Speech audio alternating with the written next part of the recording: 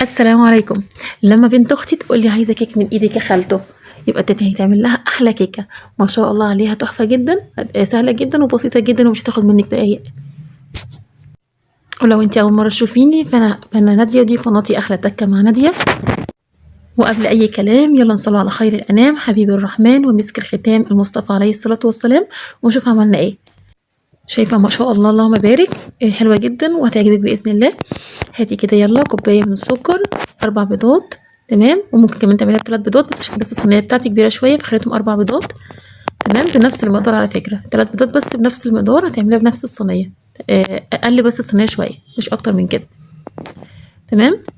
خدت 4 بيضات، نزلت عليهم بالفانيليا طبعا، كوبايه من السكر السنترفيش العادي، وبدات اضرب فيهم كويس جدا بالشكل ده لحد ما لونهم يفتح. وهنا هبتدي انزل بكوبايه الا ربع من السمنه على زيت، ومعلقه من الخل، تمام، زي ما انت شايفه كده.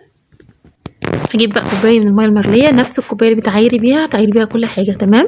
انا كنت شغاله بكوبايه الميه، تمام. وبعدين نزلت عليها بكوبايه من الميه المغليه، وطبعا اول ما تيجي تنزلي بالميه تنزلي تدريجيا مع الضرب المستمر، تمام، ما توقفيش عشان بقى البيض ما يستويش معايا.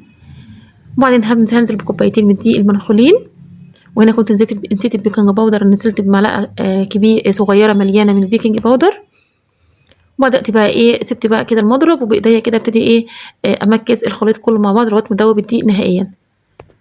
هقسم الخليط معايا نصين، تمام.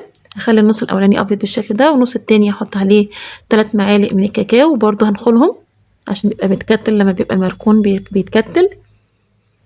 يبقى انا كده نزلت بكوبايتين ونص من المواد الجافه اللي هو دقيق على كاكاو، تمام. دي الصينيه بالشكل اللي انت شايفاه ده. كده ابتدي بقى مكسيها كويس جدا، وخلاص بقى ابتدي بقى اجيب الصينيه بتاعتي وادهنها كده دهنه محترمه كده من الزبده او السمنه زي ما انت عايزه، تمام. شويه من ده وشويه من ده لحد ما اخلص الخليط اللي معايا. انزل شويه من الابيض اللي هو الفاتح على شويه من الكاكاو لحد ما اخلص الخليط نهائي، تمام. ادخلها على درجه حراره 180 لمده نص ساعه. هجيب بس خله واظبط او شوكه حتى، وامشيها بس على وش الصينيه وادخلها الفرن زي ما اتفقنا. والشكل ده تطلع معاكي ما شاء الله اللهم بارك، تحفه جدا. اسيح بس شويه من الشوكولاته واحطها على وشها عشان مريم عايزاها بالشوكولاته، تمام. بالشكل ده كانت تحفه جدا. لايك وشير اوعي تنسيه. قومي يلا اعمليها وما تكسليش. هقول لها كوبايتين ونص من الدقيق ونص كوبايه من الكاكاو الخام، او 3 معالق من المعالق العاديه، وتعملي احلى كيكه ما شاء الله عليها. اشوفك في فيديو جديد، مع السلامه.